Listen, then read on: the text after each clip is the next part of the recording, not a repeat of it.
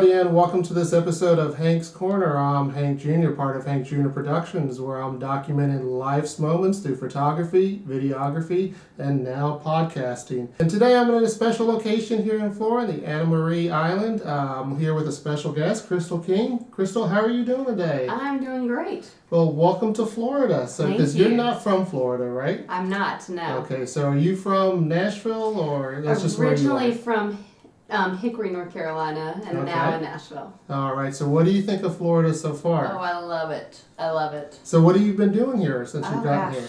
Well, we started out in Key West, and we were part of the first annual Southernmost Female Songwriters Showcase. Okay. So that was put on by Erica Lee Sunshine, and so we met a bunch of girls down in Key West. We did some writing. We played some shows. And so it's been a blast. And on the way up, we got to see the dolphins, and I saw some pigs, which I'm obsessed with. So, all right. All good. So how's the weather been for you? Because it's been a little cold throughout the United States, but even here in Florida. I think my body's just in like weather shock right now, because went from Tennessee where it was really cold, and went to Key West where it was like 70s and 80s and just sunny and hot and humid, and then we came up here, we played a show yesterday, and it was freezing. So, yeah. So you're going from one to the other. Yes. So tell me a little bit more about Key West and the festival that was going on there. Oh, it was amazing. We were also there during the Mile Zero Festival, which is the big Texas songwriter festival in Key West. We didn't get to see much of that, unfortunately, but we were playing on Sunset Pier and Smokin' Tuna. There was about 7 girls, and we just had a blast. We stayed busy. We got up in the morning, we wrote a song, we'd switch groups, write another song, and then go play our show. All right, and you're touring the area with Kirstie Kraus, right? I am. And how's that going? How are you two getting along and having a good time? Because social media seems like you're having nothing but fun. I would agree. That's not a fake. Yeah, we're having a blast. We played our second show together. We played the Tipsy Rooster in Key West, and then we played Kill and Curly Winery. Okay. So we played those two. They went off smooth for only playing together 2 times, and we've got more shows coming up the end of this week. All right, I'm definitely looking forward to being in one of them there. So you got a new song out called Rhinestone Ring. I do. And I think it's kind of gaining a lot of traction. I've heard nothing but positive reviews about it. Tell me a little bit about the song. Yeah, so it's really just a fun honky-tonk song. Like, I grew up on a lot of 90s country, and I think that's really influenced the song. And it's about a honky-tonk wedding. So it's about just kind of having a shotgun wedding down on Broadway at one of the bars of the honky-tonks.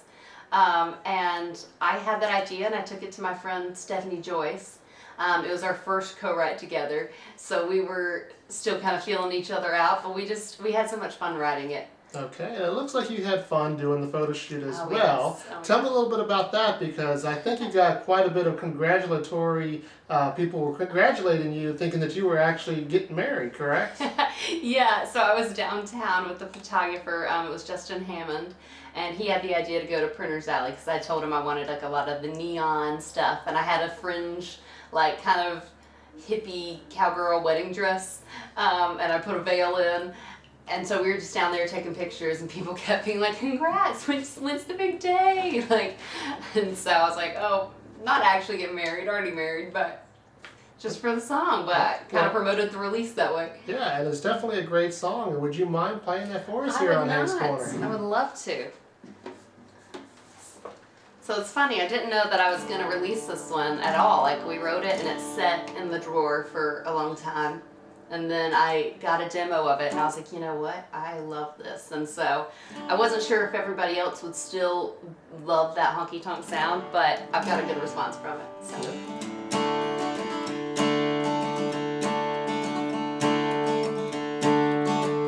I pour coffee all day long for dime and nickel tips. You load boxes into trucks and show up late for second shift. Daddy said you ain't going nowhere. We both know that he ain't wrong. So I guess it's good I like it here beneath the blue neon. So let's tap and I'll piss my daddy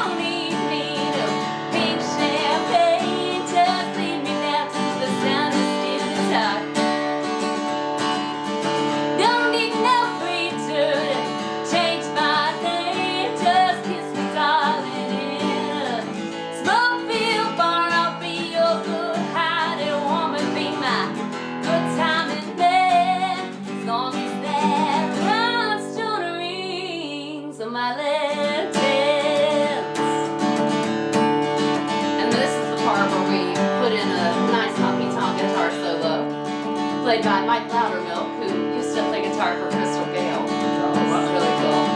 So let's try to not give it all we got. Sign and seal it with a shot of whiskey. Don't need me no pink champagne. Just lead me down to the sound of a steel guitar. Don't need no preacher to change my name. Just kiss me, darling, in a smoke-filled bar. I'll be your good hearted woman, be my good time and man. As long as that rhinestone rings on my left hand, on my left hand.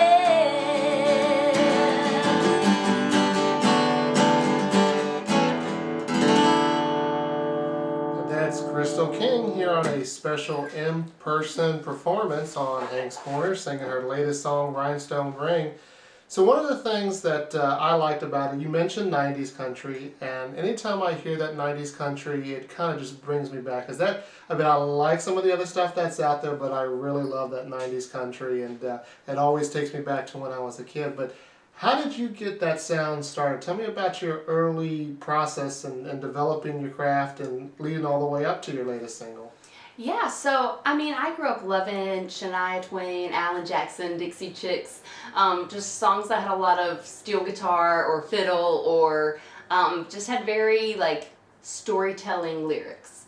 And so I think I've just kind of incorporated that into what I do, not even on purpose. That's just sort of what has come out of me. A lot of that, or even like rootsy sad songs. I love those as well. And so it's kind of just developed this southern sound that's kind of a mix of that 90s and classic, as well as, you know, some more modern lyrics. Okay, and when did all of this kind of start? When did you figure out that this was something that I want to do? You know, I've said I wanted to be a country singer since I was probably 2 or 3 years old. That's something I've always said. And I've always thought that, like in my head, I've always been like, that's what I want to do. I think in college and stuff, you know, you get that real world influence and you're kind of like, oh, do I need to just get a real job? And so I went to college, you know, got a job and was kind of like, okay, this is what I'm supposed to do. And about a year into that job, I was like, you know, I love this job and I could do this, but something still feels like it's missing. So that was kind of, I got engaged and me and my husband decided to move to Nashville. Okay. And just do it, because I was like, I feel like I'm going to regret it if I don't. All right. And at 2 and 3 years old, what are you singing? What country songs are you singing at that age? I was actually telling Kirstie this the other day. I have an elementary school teacher who still will message me on Facebook and is like, I remember you singing Goodbye Earl on the playground in kindergarten. that could be a little cute, but a little scary at the same time, I would I think. still write murder songs. So. Okay. And at what age did you pick up a guitar? So, I mean, I had like a little toy one my mom had, and I would, you know, bang around it and play on it at, you know, 2 or 3 years old. But probably later elementary school is whenever I got my first guitar. And probably middle school started taking guitar lessons. Okay, that's what I was going to ask. Did you take lessons or did you kind of teach yourself? Yeah, I was too ADD to teach myself, so I needed somebody to give me some structure. But yeah, so I took lessons for a few years from a few different teachers. And my last teacher was actually the one who kind of got me started on songwriting. Like, he kind of taught me the process of, you know, how do you put chords together? How do you change for the different parts of the song and some of the theory behind that. Okay, and you talk a little bit about songwriting. So you are a songwriter. Do you write most of your songs? I write all my songs. All Yes. the songs, okay. And do you find that it's best that when you do it by yourself, or do you collaborate? How do you write a song? It's kind of a mix of both. I tend to think of ideas more so and some like starter lyrics. And so sometimes I can overthink things. So sometimes that's when co-writing is helpful for me, because it helps me to bring that idea to life and to stop getting in my own head. But I do have 2 releases, 90 Proof that's out, that's a solo write, and the song that's coming out in the near future called You're the Reason That I Drink, that's a solo write. Okay, and tell us a little bit about that song. So that song started out as a joke. So my husband, you know, I would do something and he would sit down and he'd be like, Krystal, you're the reason I drink. Like, he would say that to me. And I probably deserved it. I'm not good at cooking or cleaning or anything. I'm kind of the slob. And he's just like, oh my gosh, you're so ridiculous. Like, you're the reason I drink. And I just kind of joked with him. I was like, I need to write a song. So me and him kind of just started like throwing lyrics out just for fun.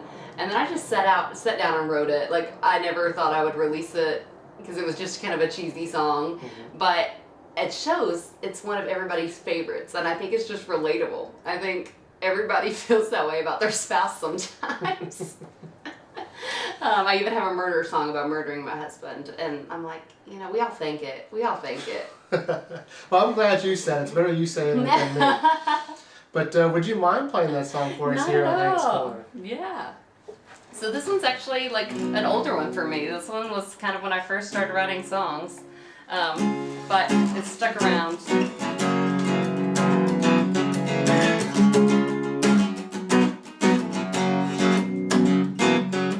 Well, the honeymoon phase didn't last very long. Fairy tales, they got it all wrong. There's bills piling up, my nerves grinding down. Your laundry's on the floor and your ass is on the couch. So I raise my glass out to you and me. Cheers to a strong dose of reality. 'Cause you're the reason that I drink. So mad that I can't even think.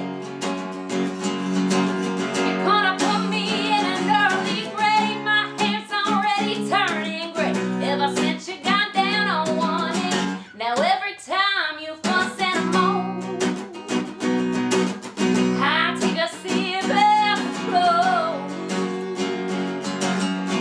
And I still love you to this day. Wouldn't have it any other way. But you're the reason that I drink.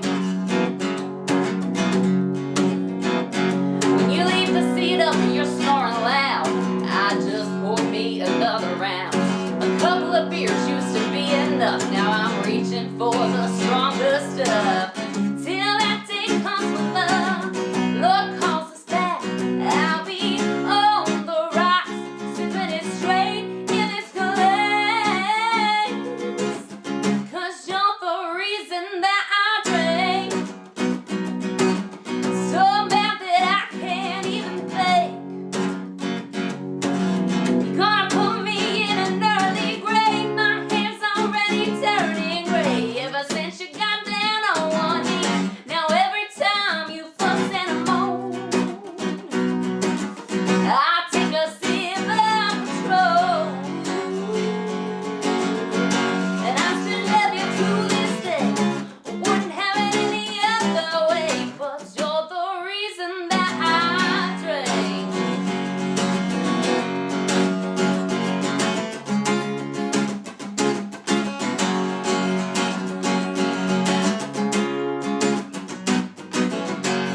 You're the reason that I drink. So mad that I can't even think. Gonna put me in an early grave. My hair's already turning gray. Ever since you got down on one knee. Now every time you fuss and moan, I take a sip of control. And I still love you to this day. Wouldn't have it any other way. But you're the reason that I drink. Yeah, I still love you to this day. Wouldn't have it any other way. But you're the reason that I drink.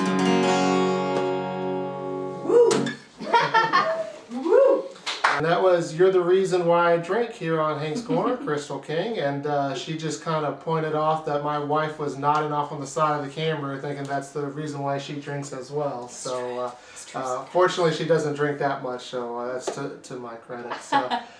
So tell me, you know, we got 2022 here. Mm-hmm. What are some of your plans other than Florida, or including Florida, that you got going on? And do you have any goals and aspirations of where you want to be by the end of this year? Yeah, so First of all, I've got a release coming up February 14th.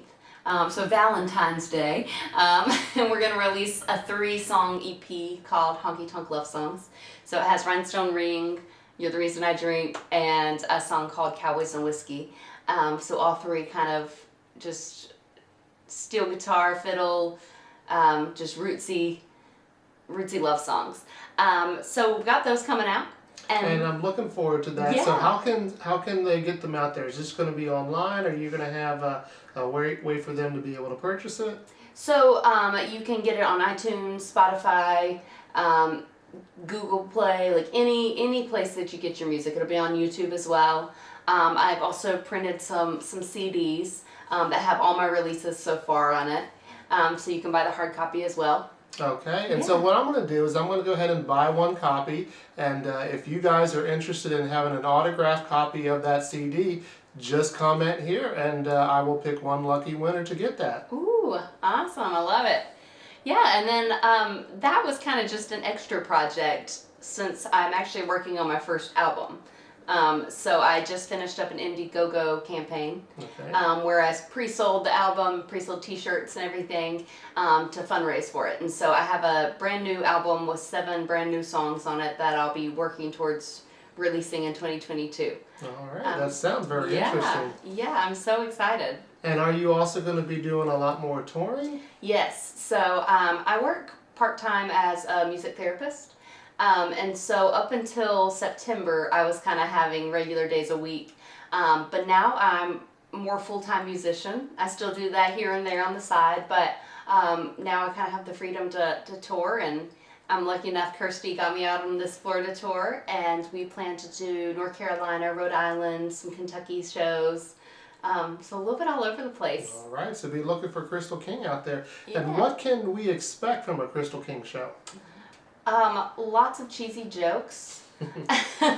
Lots of cheesy jokes. Drinking songs, murder songs. I like to play fun songs. So just an all-around good time. Just having fun. All right. Well, I appreciate you coming on Hank's Corner, and I hope you have a lot of success in 2022. Can't wait for this, this honky tonk love songs to come out, as well as your full-length LP. Yeah. So, like I said, thanks for being a guest, and you're more than welcome to be here anytime on Hank's Corner. Yeah, thank you so much.